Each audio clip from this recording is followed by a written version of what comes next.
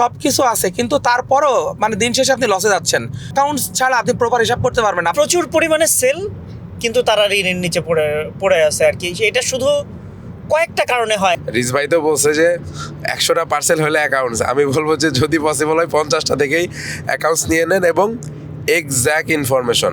So ওরা আমার একটা জিনিসে ভুল ধরছে, সেটা হচ্ছে যে আমি একটু হেভি অ্যাসেট কিনে ফেলছি। আজকে আমি একটা ইন্টারেস্টিং জিনিস নিয়ে আলোচনা করব, সেটা হচ্ছে যে বিজনেসের একেবারে শুরু না, বিজনেস যখন একটু শুরু হইলো, আপনি নিজে খুব অ্যাক্টিভ, অনেক কাজ করতেছেন, দেন আস্তে আস্তে টিম বাড়াইতেছেন।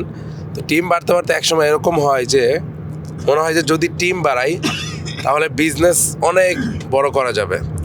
আবার টিম বাড়াই ফেলছেন কিন্তু বিজনেসটা ওইভাবে বড় করতে পারতেছেন না। এই যে একটা আপস অ্যান্ড ডাউন চলে, এটা কিন্তু অ্যাটলিস্ট যাদের 2 ইয়ার্স হয়ে গেছে তারা সবাই টের পেয়েছেন।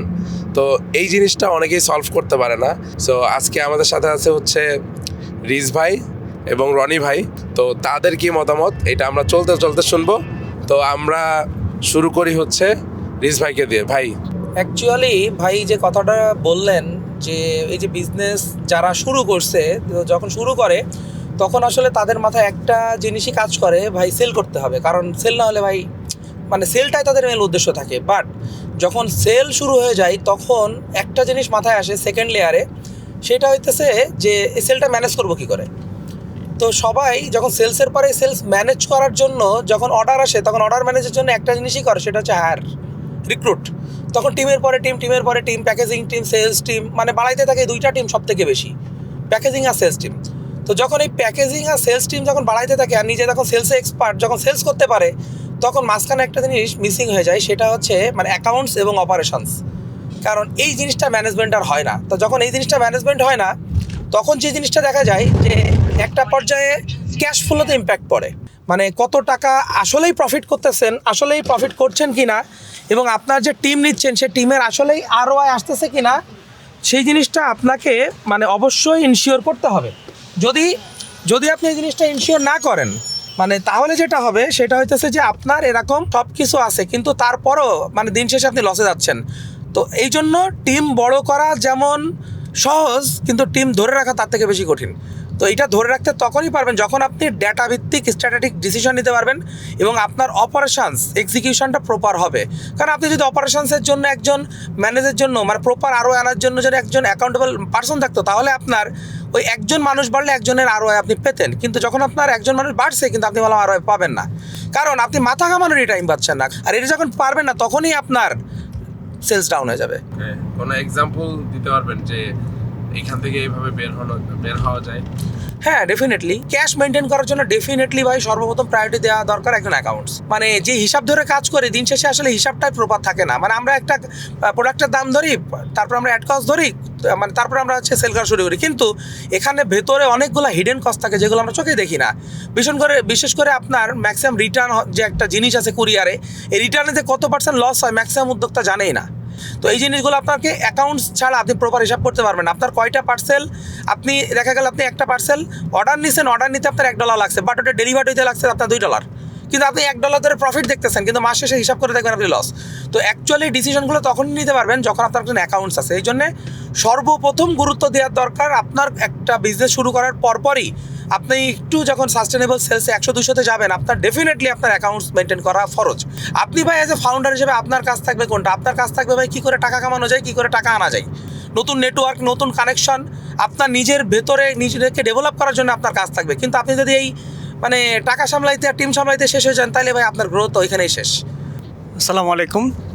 আমি একটা অ্যাড করতে চাই যে আমরা আসলে বিজনেসের ক্ষেত্রে সবাই একটা কমন ভুল করি আর কি, যে আমরা পার্সেল গুনে মনে করি যে আমরা অনেক লাভে আছি। রিজ ভাই যেটা বললো এটার সাথে যদি আমি অ্যাড করি, আমাদের মানে ভুলগুলোই হচ্ছে এখানে, কারণ আমরা জানি না যে না আসলে ব্যাকএন্ডে আমরা আসলে লস করতেছি কি না। প্রতিদিন যেই পরিমাণ রিটার্ন আসে, যেই পরিমাণ আপনার অ্যাড কস্টিংয়ে চলে যায়, মানে আপনি পার্সেল দিচ্ছেন ঠিকই, কিন্তু আসলে আপনি অ্যাড কস্টিংয়ের যদি কন্ট্রোল করতে না পারেন, আপনি যদি রিটার্ন কন্ট্রোল করতে না পারেন, সেক্ষেত্রে হচ্ছে যে আপনার ব্যবসায় লস এটা একদম মাস্ট বি হবেই। এটা আমার চোখে দেখা অনেক ব্যবসায়ীর এটা হয়েছে যে প্রচুর পরিমাণে সেল, কিন্তু তারা ঋণের নিচে পড়ে আছে আর কি। এটা শুধু কয়েকটা কারণে হয়। একটা হচ্ছে অ্যাকাউন্টস ঠিক নেই, প্রোডাক্টের প্রাইসিং ঠিক নেই, তারপর হচ্ছে সে আসলে দিন শেষে বুঝেই না যে সে আসলে লাভ করতেছে না লস করতেছে। দিন শেষে আমার কাছে মনে হয় যে হিসাবটাই মূল। হিসাব না করলে আসলে কোনো ব্যবসায় বড় করে আগানো যাবে না। ধন্যবাদ। দুজনকে অসংখ্য ধন্যবাদ। সো আমরা যদি একটু সামারি করি তাহলে যেটা বুঝলাম যে বিজনেসের ক্ষেত্রে অ্যাকাউন্টসটা, ওনারা কিন্তু দুজনেই অ্যাকাউন্টসটাকে অনেক বেশি জোর দিছে। তো এই জন্য হচ্ছে যে আমারও এইরকম ফার্স্টের দিকে কিছু প্রবলেম হয়েছিল যে আমরা শুরুর দিকে আসলে এটা ফিল করি না যে আমার একটা অ্যাকাউন্টস দরকার, কিন্তু দিন শেষে আমরা যারা ফাউন্ডার তারা এত কিছুর মধ্যে ব্যস্ত থাকি, অ্যাকাউন্টসটা প্রপার মেনটেন হয় না। যেমন আমি যদি গত মিটআপে যেমন একটা কোশ্চেন ছিল যে বিজনেসের যদি আবার শুরুর দিকে আপনি শুরু থেকে শুরু করেন তাহলে কোন জিনিসটাকে বেশি প্রায়োরিটি দিতেন। তো আপনারা চাইলে আমাদের ডমিনেটরস ক্লাবের লাস্ট এই কিউএনএ সেশনটা দেখতে পারেন। সো সেখানে কিন্তু অনেকের মতন করে অ্যান্সার দিছে, যেহেতু আমি একটু লেটে জয়েন করেছিলাম। সো ডেফিনেটলি আমার অ্যান্সারটা এটা হইতো যে যদি পসিবল হয়, রিজ ভাই তো বলছে যে 100টা পার্সেল হলে অ্যাকাউন্টস, আমি বলবো যে যদি পসিবল হয় 50টা থেকেই অ্যাকাউন্টস নিয়ে নেন এবং এক্স্যাক্ট ইনফরমেশন। আর ফাউন্ডার্স মানে বিজনেসের টাকা যেন আপনার পকেটে না ঢুকে, আপনার টাকা আপনার পকেটে ঢুকে, বিজনেসের টাকা আলাদা একটা জায়গায় ঢুকবে। সো এইটা যদি মেনটেন করা যায় তাহলে আপনি স্ট্র্যাটেজিকভাবে ডিসিশন নিতে পারবেন যে আপনাকে এখন কতগুলো এমপ্লয় নেওয়া উচিত। লাস্ট 2 ইয়ার্সের ডেটাগুলো দিয়ে চ্যাটজিপিটির সাথে কথা বলতেছিলাম যে অ্যাজ এ ফাইন্যান্স যারা এই জিনিসগুলো দেখে, সিএফও হিসাবে যারা ইনভেস্টমেন্ট জিনিসগুলো দেখে, সো ওইভাবে যতটুকু অ্যানালাইসিস করলাম। সো ওরা আমার একটা জিনিসে ভুল ধরছে, সেটা হচ্ছে যে আমি একটু হেভি অ্যাসেট কিনে ফেলছি। তো আমাদের কিন্তু মনে হচ্ছে যে আমার তো প্রতিদিন কয়েক লাখ টাকা ইনকাম, একদিনে হুট করে একটা ল্যাপটপ কিনলাম, একদিনে একটা গ্যাজেট কিনলাম, কোনো সমস্যা নাই। কিন্তু এইটারও কিন্তু একটা প্রপার অ্যানালাইসিস থাকা উচিত যে আপনি একটা মাসে কত লাখ টাকার গ্যাজেট বা কত লাখ টাকার ডিভাইস বা কত লাখ টাকার অ্যাসেট অ্যাকচুয়াল কিনবেন। অ্যান্ড আমরা অ্যাকচুয়ালি এই যে মাসের একটা দিন বা 2 মাসে একটা দিন সবাই মিলে একসাথে হই, ডেফিনেটলি আমরা অনেক বেশি রিফ্রেশিং হই। যেহেতু বিজনেস করার কারণে আমাদের যে স্কুল কলেজের ফ্রেন্ড সার্কেল ছিল তারা এখন অনেকেই নাই। এখন কিন্তু হচ্ছে আমরা যারা এই যে ডমিনেটরস ক্লাবে আছে এরাই হচ্ছে আমরা এখন ফ্রেন্ড।